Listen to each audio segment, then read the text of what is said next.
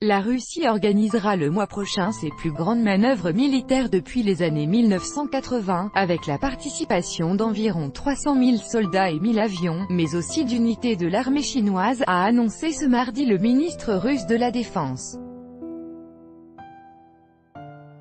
Il y aura comme un air de ZAPAD-81, mais en plus imposant d'une certaine manière, a commenté Sergueï Shoïgu, cité par les agences de presse russes, faisant référence aux exercices de 1981 en Europe orientale, les plus importants jamais organisés par l'URSS et ses alliés. Plus de 1000 avions et quelques 300 000 militaires, les exercices Vostok 2018 et 2018 auront lieu du 11 au 15 septembre en Sibérie orientale et en Extrême-Orient, a-t-il précisé, soulignant qu'outre des détachements chinois, des unités de l'armée mongole y prendraient part.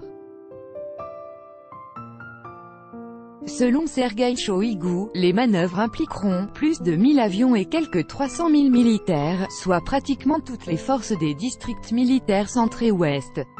Imaginez 36 000 engins militaires se déplaçant en même temps, des chars, des blindés de transport de troupes, des véhicules de combat d'infanterie. Et tout cela, bien sûr, dans des conditions aussi proches d'une situation de combat que possible, s'est-il enthousiasmé.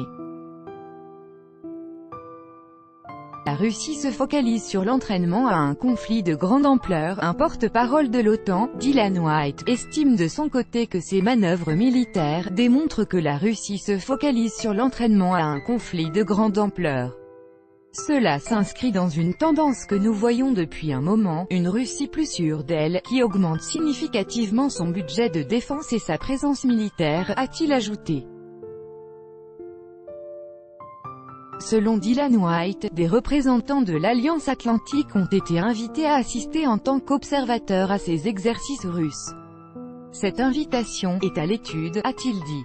Les manœuvres ZAPAD-2017 avaient réuni l'année dernière 12 700 militaires en Russie et au Bélarus, selon Moscou, mais, selon l'OTAN, la taille de ces exercices avait été largement minimisée, des membres de l'Alliance en Europe de l'Est affirmant que plus de 100 000 hommes avaient alors été déployés.